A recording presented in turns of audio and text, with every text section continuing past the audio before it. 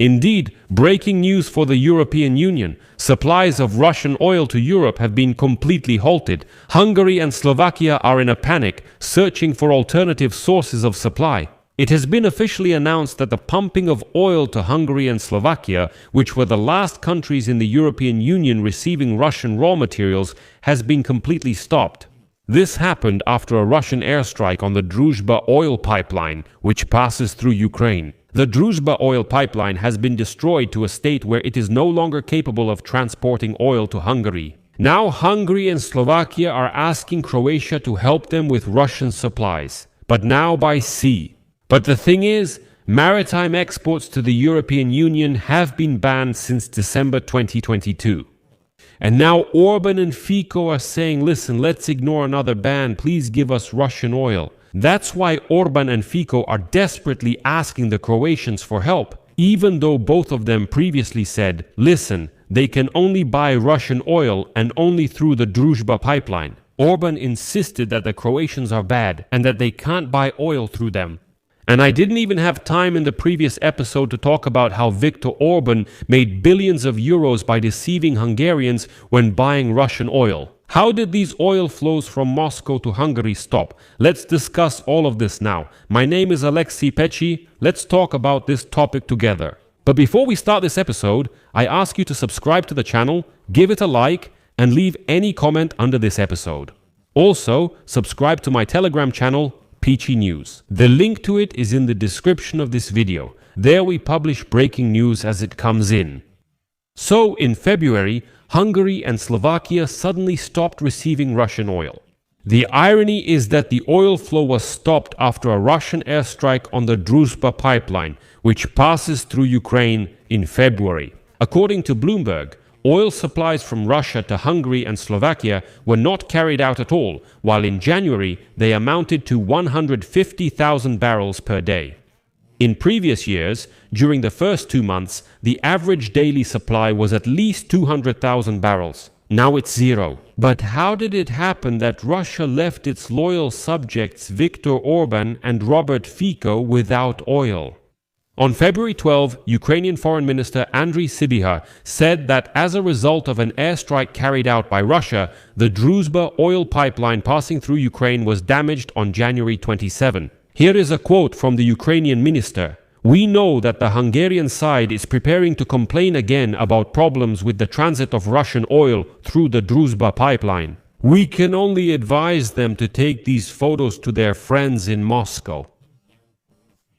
Then Minister Sybiga published a photo of a burning pipeline being extinguished by Ukrainian firefighters and lamented, quote, Hungary did not express any protest to Russia about this. They couldn't even say the word Russia.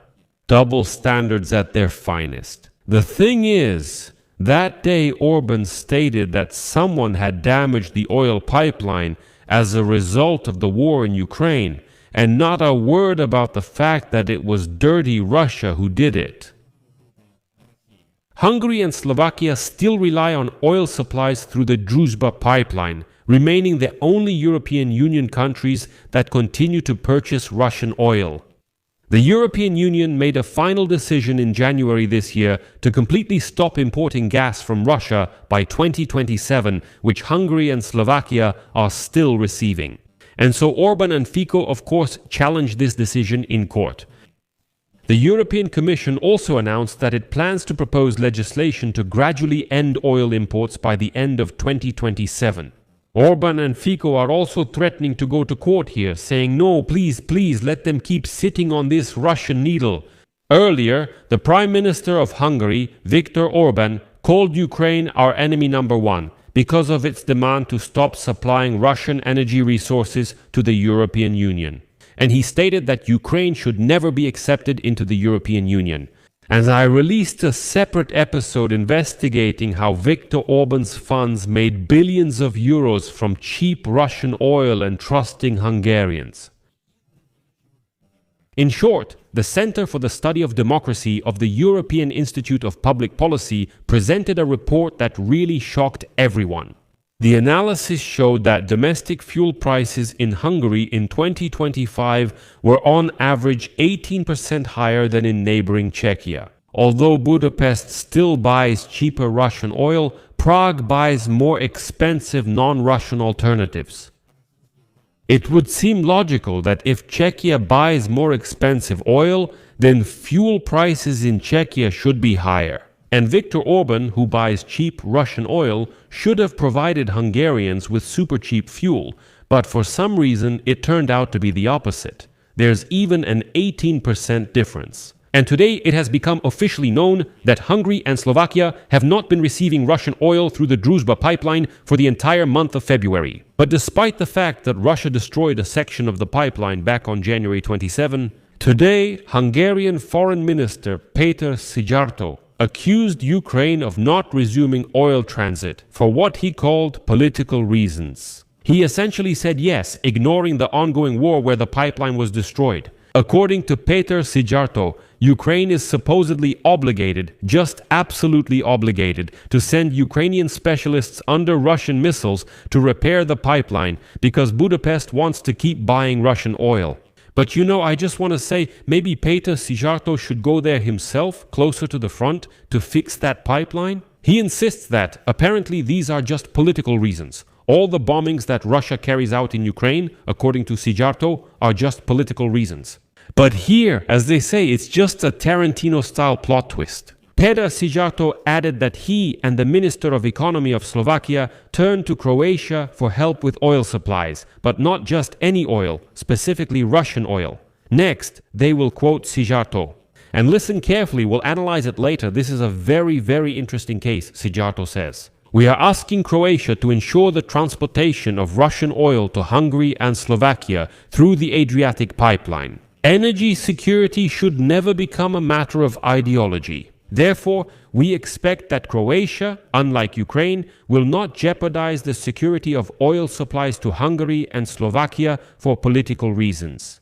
And here, let me say right away, don't be surprised by the audacity of Viktor Orban and Péter Szijjártó. Watch the previous episode on this YouTube channel and everything will become clear to you, once again. Péter Szijjártó is demanding that Croatia transport Russian oil through its territory.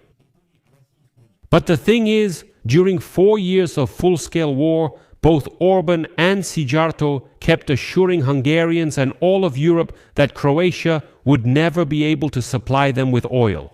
They said that the Adriatic pipeline there isn't good enough, that Croatia doesn't have enough capacity, and so on and so forth.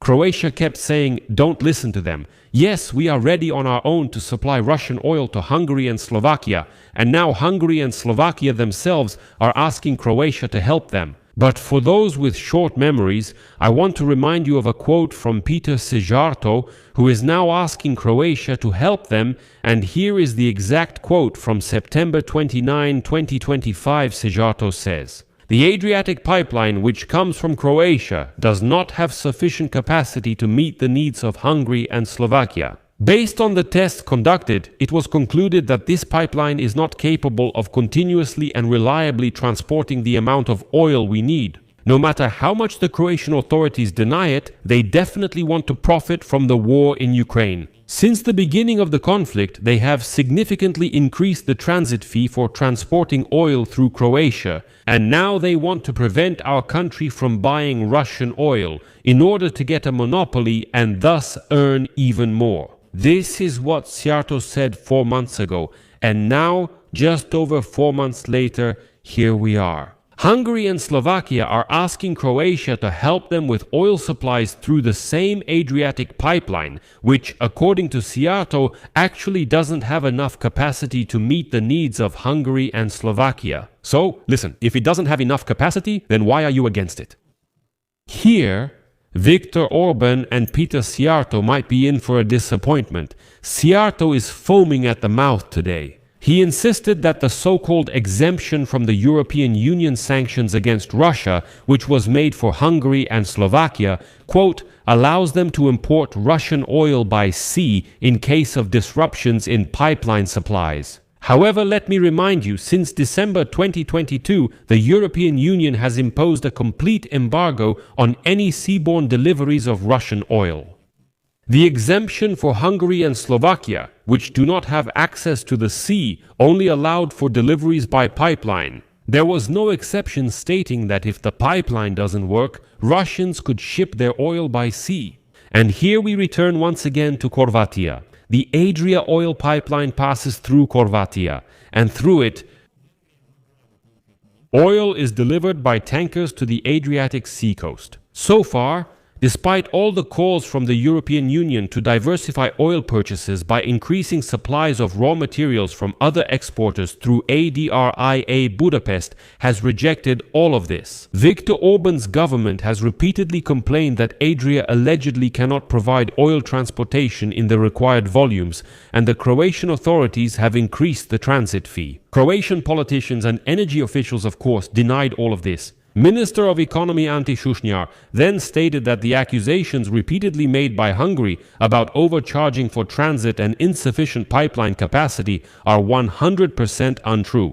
And then he was quoted as saying, "It's just an excuse to keep buying Russian oil. We have no problems ensuring supplies. We are ready to start all this in a matter of minutes." Moreover, as today's study by the Center for the Study of Democracy at the European Union showed, the price for oil transit through the Adria pipeline is 1.7 times cheaper than through the Druzhba pipeline. So Orban and Siarta have lied so much that basically everything they say already seems like a lie, because Siarta says the Croats have raised prices so much they want to rip us off and profit from us. Transportation there is almost twice as cheap, and just for understanding, I'll give you a few numbers. While the share of Russian oil in total imports dropped from 26% in 2021 to 3% today, Hungary, on the contrary, increased it from 61 to 86% and at some points even up to 92%. But Slovakia depends on Russian oil for 100% of its needs, but now the Druzhba oil pipeline is damaged. And, it's interesting to see whether Brussels will make concessions to Viktor Orban today. I'll leave it at that. Share your opinions and conclusions in the comments below this episode. If you found this episode useful and interesting, you can support the work of this YouTube channel financially with your donation or paid subscription. All the links and payment details are in the description of this video. There are a variety of platforms, so choose whichever format is most convenient for you. I would be grateful for any support from you. That's all for now. Take care of yourselves. Goodbye, everyone.